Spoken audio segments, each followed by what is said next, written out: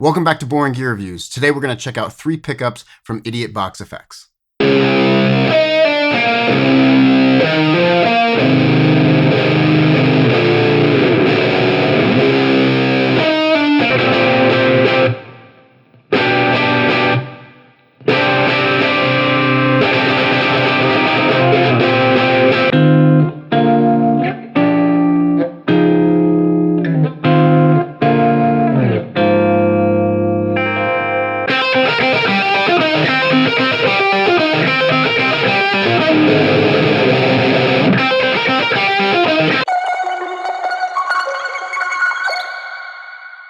Thanks so much to Idiotbox Effects for sending me these pickups. Alright, so Idiotbox Effects has 3 humbuckers in their nuclear series. First up is the Atomic, which is their lowest gain humbucker. This is a passive humbucker with unbalanced hotter slugs toward the neck coils, 9 to 10K of DC resistance with an alnico 5 magnet. Next up we have the Reactor with unbalanced double slugs that are hotter towards the bridge side. This has 12 to 13K DC resistance and again with an alnico 5 magnet. And last in the series is their Meltdown humbucker. This is a super aggressive, high output passive humbucker with balanced double slug coils and 16 to 17K of DC resistance with a ceramic magnet. All of these pickups come in their Wasteland distressed black metal covers, and they're wound by Jerry Vallejo of Electric Lounge, Texas. Each of these pickups use 42 AWG plain enamel wire, 2 conductor braided cloth wire, maple spacers, and are potted using their very own wax from their very own bee sanctuary. For today's demo, I am using my 2020 Jackson JS32 Dinky, and I will be cycling through each of the pickups in the bridge position. And as always, we'll be going into my Universal Audio Apollo X6, and then using the Softtube JMP2203 amp plugin. Alright, so in this first section, we're going to do a side-by-side comparison of each pickup in the bridge position. We're going to start with a clean tone, and I'm going to play the exact same thing with each pickup. I did measure the height each time, so everything is exactly the same.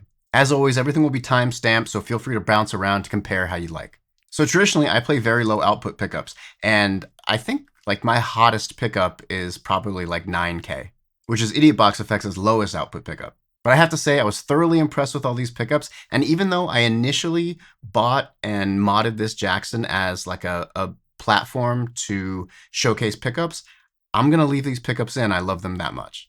So the Atomic is much mellower. It's not thin, but comparatively, it's much thinner to the others.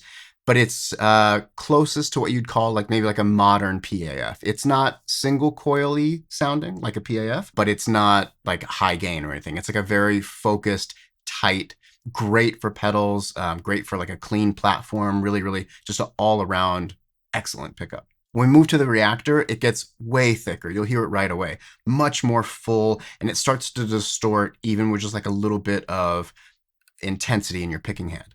And then when we move to the Meltdown, it's crazy full and thick. You'll hear it break up almost like a low gain distortion because, the output is so high, it's pushing the front end of your amp really, really hard. But really notice with all 3 of these, the frequency response is super even. It's very rich, very full sounding. Some people get afraid of ceramic pickups like with the Meltdown because they feel that they're harsh or shrill or sterile. That is not the case here. It is a very forward present sound compared to alnico magnets, but everything just sounds so killer. So enjoy.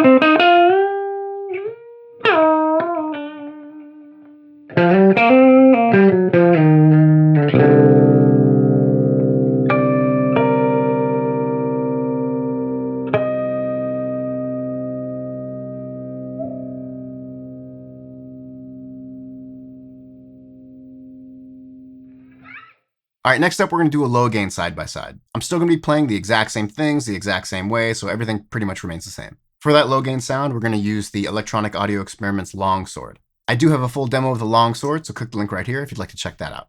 So the settings stay the same no matter what. You're just going to hear how it handles a little bit of gain. And what you'll notice right away is the atomic is going to be much lighter breakup. It's a much, a mellower distortion sound. And then as we move to the reactor and then the meltdown, that gain just pushes harder and harder each time. And that's not to say you can't get cleaner sounds, or lower gain distortion with the reactor and the meltdown. You totally can. What I'm showing is the difference of the same setting with different pickups. But here, especially with the two hotter pickups, you start to get really rich harmonic feedback stuff happening. It's just gorgeous. But all of them, you can hear it like from when my pick touches the string, it picks it up beautifully, super clear. And then it rings out. And even the hottest pickup, while it compresses more, it doesn't feel squashed. It still feels very open, even like in your hand while you're playing.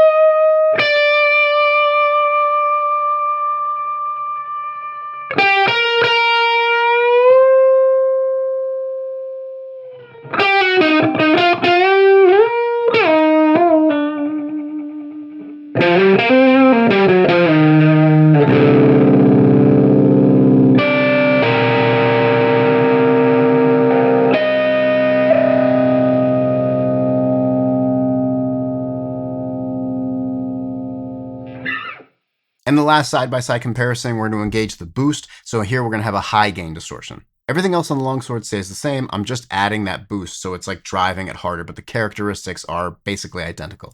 And even here with high gain, you'll hear a difference between these three pickups. The way they handle distortion is a little different, but I will say all of them maintain a great level of clarity. When I was thinking of like, well, what kind of part should I play to showcase, all the aspects of a pickup without it being, hours long, is okay. So I have some like picking notes, I have some big chords that I'm hitting harder, and then I have lead lines where I'm letting notes ring out, and then little runs. And then at the end, a little bit of harmonics. So that gives you like a pretty round view of what a pickup is going to do or feel or sound like.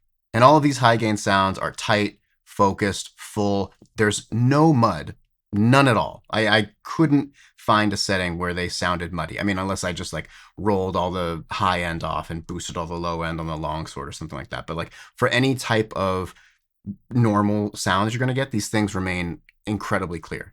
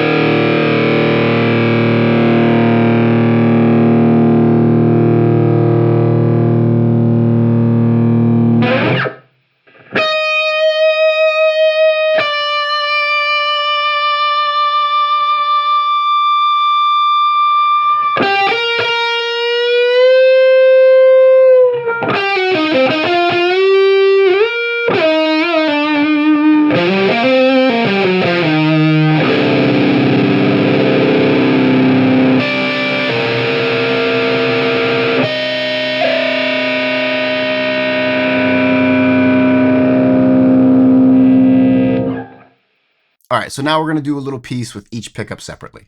We're going to start with the atomic, and here I'll start very lower gain. I'll do some light picking and then roll it up and do some kind of like bigger chords, dissonant stuff, and then I'll engage the boost at the end.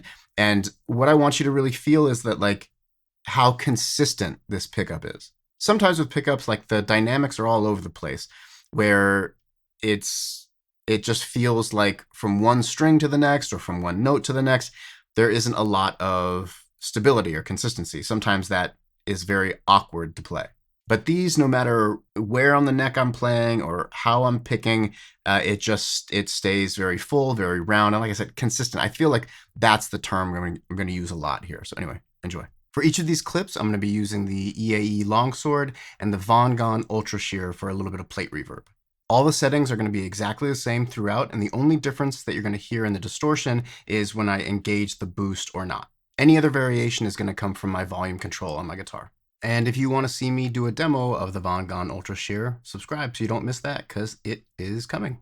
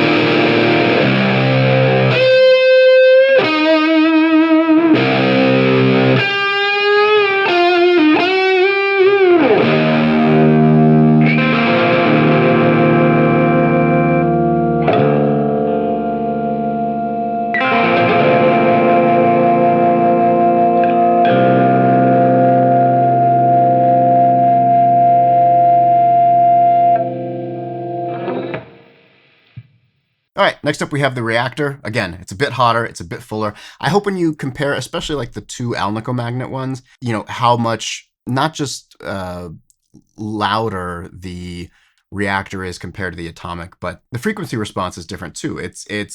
There's more low end, and it's not to say that the Atomic is lacking low end. Definitely not. This just has more, like as a baseline. and it's tight and punchy, and the way it saturates is really kind of gritty and aggressive without being harsh. It's just a rad sound.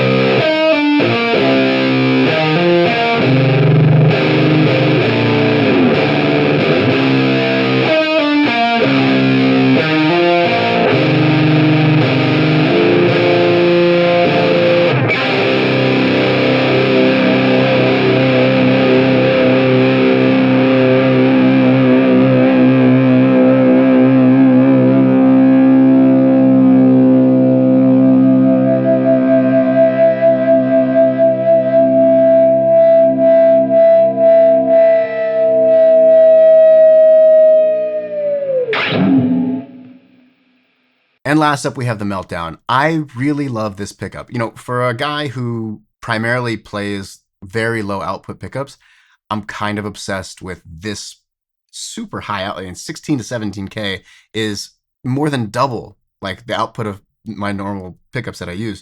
And I love this pickup a lot. Ceramic magnets are super cool. And when they're voiced so well like this, where they don't get shrill in the top end, which is sometimes a complaint, these are just outstanding, super clear. And what you'll hear is like, as I'm letting big distorted notes ring out, I can play some lead lines or higher notes under it, and you'll hear those as well. They just sound so killer. So enjoy.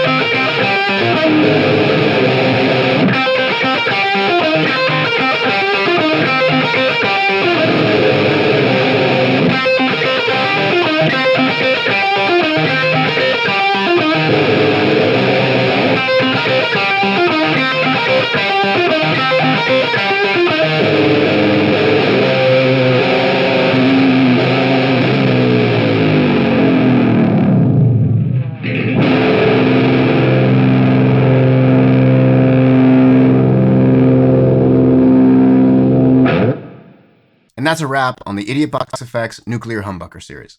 Like I said, I bought this Jackson for the express purpose of demoing pickups. So the whole point was like, yeah, I'm going to refinish it. I'm going to upgrade all the hardware, and then I'll just use this to swap in pickups in and out. It'll be super fun, and it's a cool guitar. But I just love these in here so much that I don't know if I'm going to do that. I don't know. I don't know what to do. They're staying. I love them that much. I have right now, it's set with the Atomic in the neck and the Meltdown in the bridge. And I find that combination outstanding. So I dig these things a lot. I hope that comes across. If you're listening on a phone or something like that, you might not hear as much of a difference between these pickups. So I really recommend listening on like some larger, more capable speakers to really understand and hear what these things are doing. Regardless, they sound great, they look great, they feel great. These are really, really high-end pickups, great priced. So check out the website, links down below if you're interested in learning more. As always, thank you so much for watching. If you dig this content, hit that like, subscribe, share, comment, all those things means the world to me. I have a giveaway coming up, so stay tuned for more information on that. And until next time, peace.